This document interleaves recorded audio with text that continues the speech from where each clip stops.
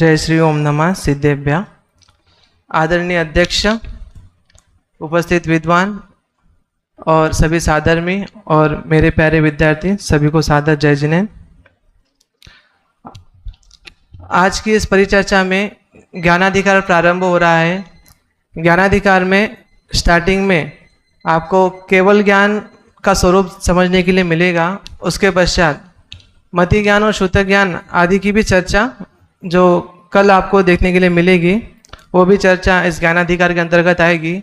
उसकी आवश्यकता क्या है तो आपको कल पता चलेगी। अभी तो अपन फिलहाल जो केवल ज्ञान है उसका स्वरूप क्या है, उसके बाद या प्रवचन सार में उसका स्वरूप क्या बताया गया है, और पूरे प्रवचन सार में और अन्य ग्रंथ के आधार से केवल ज्ञान की और क्या क्या विशेषताएं आपको देखने के लिए मिलती है, जिससे केवल ज्ञान का स्वरूप भली भांति भाषित होता है या उसकी महिमा विशेष हमें आती है, इसलिए वह भी जानना आवश्यक है। इसलिए 3 बिंदु हैं। पहला, केवली का स्वरूप जो आप मंगलाचरण आदि करते हैं उनमें अधिकतर आपको करने के लिए मिलता है, सुनने के लिए मिलता है, एक उसके आधार से करेंगे। उसके पश्चात प्रवचन सार के आधार से जो 2 गाथा है, 21 और 22 नंबर की गाथा, उसके आधार से अपन करेंगे। और जो अंत में मैंने बताया कि जो केवल ज्ञान की विशेषताएं हैं अन्य ग्रंथों के आधार से, और इस प्रवचन सार में भी आगामी आने वाले गाथाओं में उनकी सबकी चर्चा नहीं करूंगा, केवल विशेषण आपको बताऊंगा जिससे आपको विशेष महिमा उसकी आएगी। तो मैं प्रारंभ करता हूं। सबसे पहले देखिए, आपको भी दिख रहा होगा तो केवल ज्ञान की परिभाषा मिलती है और साथ में वो उत्पन्न भी कैसे होता है। तो तत्वा सूत्र का एक अंतिम अध्याय का सूत्र मिलता है, मोह क्षयात ज्ञान दर्शना वर्णांतराय क्षयाश्च केवलम। केवल ज्ञान कब उत्पन्न होता है? जब मोह का क्षय होता है, और मोह का क्षय होते ही क्षयात पे बहुत जोर दिया है। जैसे ही मोह का क्षय हो जाता है ऐसे केवल ज्ञान क्या हो जाता है, उत्पन्न होता है। साथ में केवल दर्शन भी उत्पन्न होता है, और अंतराय का क्षय होने से अनंत वीर्य भी क्या होता है, उत्पन्न होता है। यहाँ पर मुख्य रूप से केवलम, केवल ज्ञान को मुख्य करके बोल दिया, इसके साथ बाकी अविनाभाव रूप से रहते ही रहते हैं, इसलिए केवलम शब्द को मुख्य कर दिया। इसके अलावा आप छड़ाला में सबसे अधिक परिचित हैं। केवल ज्ञान की जब भी परिभाषा पूछते हैं तो आप छड़ाला को याद करते हैं, बोलने में भी सरल है। आप सभी विद्यार्थी एक साथ बोल सकते हैं, सकल द्रव्य के गुण अनंत पर जाय अनंता, जाने एके काल प्रगट केवली भगवंता। सकल द्रव्य के गुण और उनकी पर्याय, सकल द्रव्य, उनके गुण और उनकी पर्याय कितनी होती है, इसके लिए आपको जो अध्यक्ष महोदय हैं हमारे शाम को क्लास लेते हैं, उस क्लास में आना पड़ेगा। उसका पहला पैराग्राफ है, उसमें केवल जीव और अजीव के गुण और उनकी पर्याय कितनी हो सकती है वहाँ पर विस्तार से बताया है। ऐसे ही बाकी द्रव्यों को भी लगा लेना, उन सबको क्या करता है ये केवल ज्ञान जानता है, और ऐसा वह सब कुछ जानने वाला केवल ज्ञान है। रत्नगंज शावकाचार्य का भी आपको याद है, सालोकानाम त्रिलोकानाम यद विद्या दर्पणायते। दर्पण के समान वो विद्या, मतलब उसमें झलकना होता है। कौन कौन झलकता है? त्रिलोकानाम, पूरा 3 लोक झलकता है, और अलोकानाम, अलोकाना, अलोक सहित 3 लोक उसमें झलकते हैं। ऐसा वह केवल ज्ञान है, और जिसमें दर्पण के समान प्रतिबिंबित होते हैं। जैसे दर्पण में होते हैं, दर्पण और ज्ञान इनमें भी अंतर किया हुआ है, बहुत अच्छे आपको अंतर देखने के लिए मिलेंगे। उसके बाद सर्वाधिक प्रसिद्ध मंगलाचरण, जिस पर सर्वाधिक टीकाएं लिखी गई है, तत्वा सूत्र का मंगलाचरण। पूरा मंगलाचरण नहीं कराऊंगा, बस जितना आवश्यक है सबको पता है। ज्ञातारम विश्व तत्वानाम, जो विश्व में जितने भी तत्व हैं उसको क्या करते हैं, वे उनको जानने वाले होते हैं, विश्व तत्वों के ज्ञाता होते हैं। और उसी तत्वा सूत्र के सूत्र में एक सूत्र आता है, सर्वद्रव्य पर्यायेषु केवलस्य। जो केवल ज्ञान का विषय है वो कितना है, सर्वद्रव्य। अब सर्वद्रव्य मतलब सब कुछ, जगत में जितने भी द्रव्य हैं वो सारे द्रव्य आ गए हैं, और ऐसे सर्वद्रव्य जिसमें प्रतिभाषित होते हैं वो केवल ज्ञान का विषय है। सर्वासिद्धि में इसका खुलासा करके बता दिया है। जीव द्रव्य अनंतानंत है, पुद्गल द्रव्य इनसे भी अनंतानंत गुणे हैं, जिनके अणु और स्कंद ये भेद पाए जाते हैं। धर्म, अधर्म और आकाश ये 3, और काल कितने हैं, असंख्यात है। इन सब द्रव्यों की पृथक पृथक तीनों कालों में होने वाली अनंतानंत पर्याय, इन सब में केवल ज्ञान की प्रवृत्ति होती है। मतलब इन सभी को केवल ज्ञान जानता है, जानने रूप व्यापार इसका होता है। ऐसा न कोई द्रव्य है न कोई पर्याय समूह है जो केवल ज्ञान के विषय से परे हो या केवल ज्ञान के विषय में नहीं आता हो, सब कुछ आ जाता है।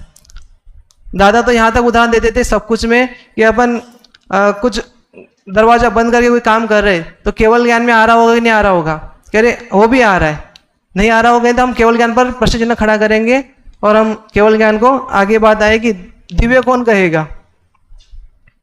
इसके बाद एक पुरुषा सिद्धि का मंगलाचरण है, उसमें भी बताया गया है। एक बार सभी छंद पढ़ेंगे। परम ज्योति समम समस्तैरनंत पर्याये दर्पण तलैव सकला प्रतिफलति माल, जिसमें दर्पण के तल की तरह समस्त पदार्थ समूह अतीत अनागत और वर्तमान काल की समस्त पर्यायों का प्रवाह सहित प्रतिबिंबित होता है।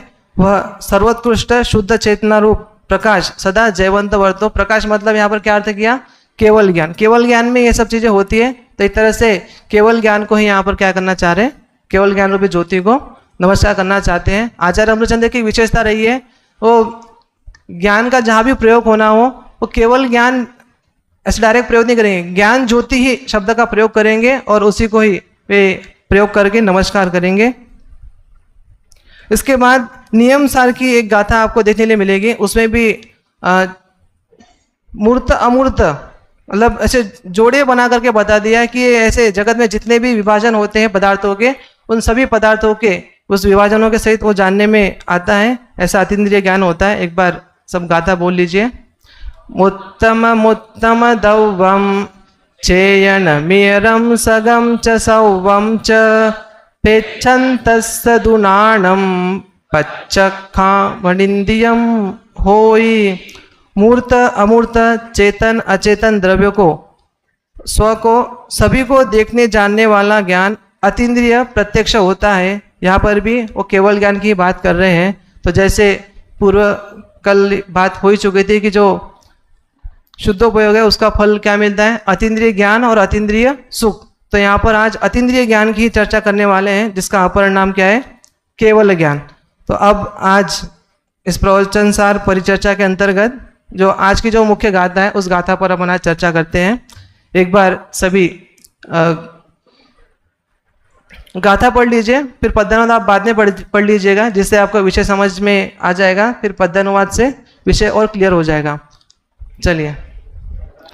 परिणमदु खलु नाणम पच्चखासौवदौवपज्जाया सोनेवते विजानदी उग्गह पूवाहि किरीयाहिं नत्ति परोक्षं किंचिवि समंत सौवक्क गुण समिद्धस्स अक्खातीदस्स सदा स्वयमेव हि नाणजादस्स।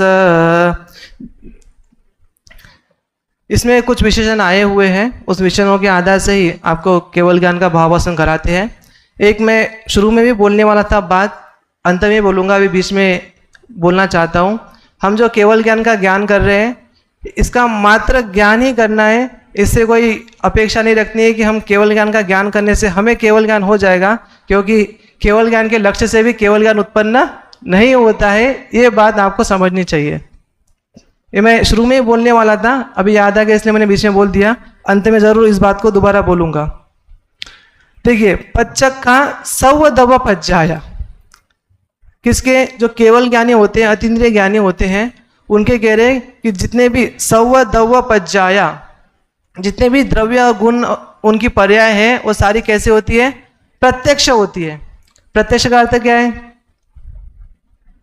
विशुद्धम प्रत्यक्ष, है ना। आपने निर्मल ज्ञान को प्रत्यक्ष कहा। प्रत्यक्ष मतलब जिसमें किसी की मिलावट नहीं हो।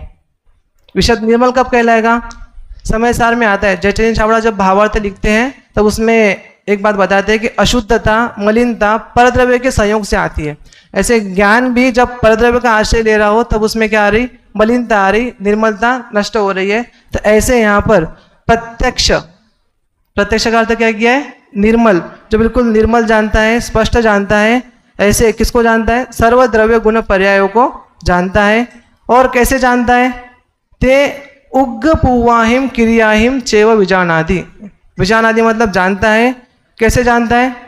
अवग्रहादि क्रियाओं से। अवग्रहादि क्रियाएं क्या है? अच्छा, हमारा और आपका ज्ञान कौन सा ज्ञान है? मति ज्ञान और श्रुत ज्ञान है। मति ज्ञान श्रुत ज्ञान कैसे होता है? दर्शनोपयोग पूर्वक होता है। अवग्रह या अवाय धारणा होती है। मोटा मोटा उदाहरण आपको देता हूँ अवग्रह का। किसी किसी को केवल यहाँ जो दिखाई है ना, वो थोड़ा बहुत दिखाई दे रहा है। किसी को उसका अर्थ भी समझ में आ रहा है, किसी को पूरा भावासन हो रहा है, किसी को इसको जानने से इसके अन्य भाव भी भाषित हो रहे हैं। ऐसा क्यों हो रहा है? इसलिए हो रहा है क्योंकि हम अवग्रह या अवाय धारणा से जानते हैं। किसी किसी केवल अवग्रह हो रहा है, किसी किसी के अवग्रह के साथ यह भी हो रही है, किसी किसी के अवग्रह या अवाय भी हो रहा है, किसी किसी के अवग्रह या अवाय धारणा के साथ हो रही, किसी किसी के और लेवल आगे बढ़ रहे हैं, स्मृति प्रत्यभिज्ञान आदि तक एक साथ शैवक्षम विषय के कारण ऐसी अवस्था देखने के लिए मिलती है। अब कह रहे केवल ज्ञानी के ऐसा कुछ नहीं होता है। केवल ज्ञानी क्या करते हैं? इन सबसे वो रहित जानते हैं। ये क्या है? एक स्टेप बाय स्टेप है। केवल ज्ञानी के स्टेप नहीं होते, युगपथ होता है। सभी द्रव्यों का युगपथ एक साथ जानना होता है, कोई स्टेप बाय स्टेप नहीं होता है। इसलिए स्टेप बाय स्टेप जो भी बात होती है जानने की, वो शैवक्षम जानना होती है। ये हमें समझना चाहिए। अब केवल ज्ञान के कर्मों का क्षय हो चुका है।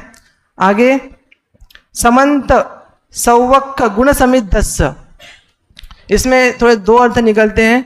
एक समंत मतलब समस्त, सौव गुण समिद्धस्य।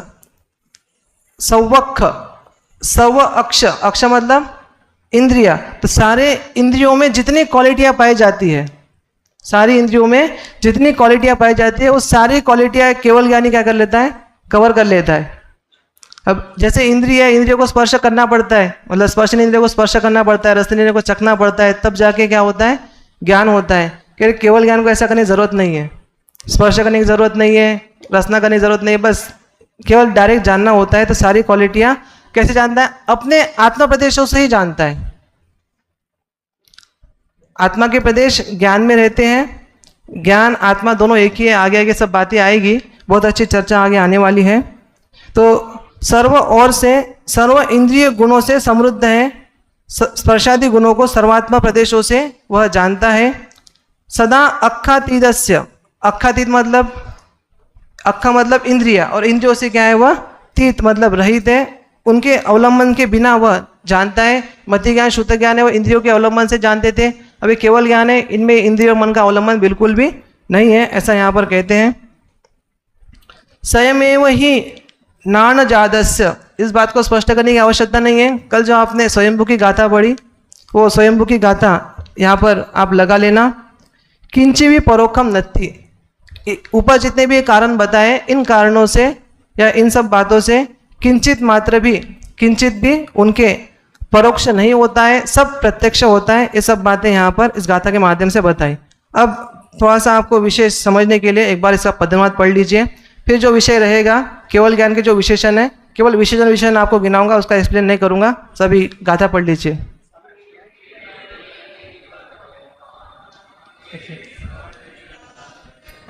पर्याययुत प्रत्यक्ष है, अवग्रहादि पूर्वक वे उन्हें नहीं जानते। सर्वात्म गुण से सहित है, अर जो अतीन्द्रिय हो गए। परोक्ष कुछ भी है नहीं, उन केवली भगवान के। चलिए संक्षेप में देख लीजिए। जो स्वयं वह समस्त रूप से स्वपर प्रकाशन करने में समर्थ है, ऐसा केवल ज्ञान है। अविनाशी होता है, लोकोत्तर मतलब अतीन्द्रिय होता है। सर्वांग से जानता है और उसके विषय में मिलते हैं। प्रतिबिंबवत जानता है, टंकोत्कीर्णवत जानता है, अक्रम रूप से जानता है, तात्कालिक जानता है, तात्कालिकवत जानता है। सर्वक्रियों को पृथक पृथक जानता है, मिलावट करके नहीं जानता।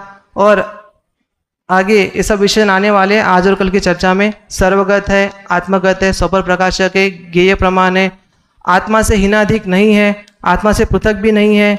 ज्ञान ज्ञेय दोनों एक दूसरे में अप्रविष्ट रहकर जानते हैं और पर को ग्रहण नहीं करता। केवल ज्ञान है, वो पर को ग्रहण नहीं करता, छोड़ता नहीं और उस रूप परिणमित भी नहीं करता है। इसके लिए संक्षेप में वाक्य आता है कि अप्रभावित रह करके जानता है और जानकर भी अप्रभावित रहता है। यह आपको समझने के लिए मिलेगा। इसके बाद इसको क्षायी क्यों कहते हैं, ये भी आपको चर्चा देखने के लिए मिलेगी। दिव्य क्यों कहते हैं, क्योंकि उत्पन्न अनुत्पन्न सभी पर्याय को वह जानता है, इसलिए उसको दिव्य कहते हैं। और विचित्रता क्या है, सदा एक साथ सबको जानता है, ये उसकी विचित्रता है। नित्य है, इस प्रकार से उसका महात्म्य क्या है, अपार है। और अबंधक है, क्यों, क्योंकि मात्र जानना हो रहा है ना, इसलिए क्या है, वह अबंधक है, पर को ग्रहण करना नहीं हो रहा है, उसमें राग द्वेष करना नहीं हो रहा है। असहाय है, इंद्रिय आलोक और मनो व्यापार की अपेक्षा से रहित है, इसलिए वो केवल ज्ञान असहाय है। सर्व को जानता हुआ आकुल व्याकुल नहीं होता है। और एक बहुत अच्छी विशेषता बताई कि जितना यह लोक हमें दिखाई देता है, हम सीधा आरोप कर देते हैं केवल ज्ञान कितना जानता है, 3 लोक 3 काल को जानता है। अरे ऐसे 3 लोग जैसे अनंत लोग भी आ जाए ना, उनको भी जानता है, ऐसा राजवातिक में कहा गया है। और एक केवल ज्ञान है, अनंतों को ही पाया जाता है, उससे नीचे वालों को नहीं पाया जाता। एक विवक्षा भी मिल जाती है कि केवल ज्ञान है, केवल ज्ञान में भी नए लगाते हैं, जो निश्चय से अपने आत्मा को जानता है और व्यवहार से पर पदार्थों को जानता है। और उसका तात्पर्य भी बता दिया, तन्मय न होने के अर्थ में। और केवल ज्ञान एक पर्याय है और शुद्ध उपयोग के फलस्वरूप ये प्राप्त होती है और 13वें गुण स्थान में ये प्रकट होती है। फिर से एक वाक्य में दोहराना चाहूँगा, कौन सा वाक्य है, केवल ज्ञान के लक्ष्य से केवल ज्ञान उत्पन्न नहीं होगा, केवल ज्ञान का ज्ञान केवल ज्ञान के लिए करना है। ये बात आप सभी समझे। जय जिनेन्द्र।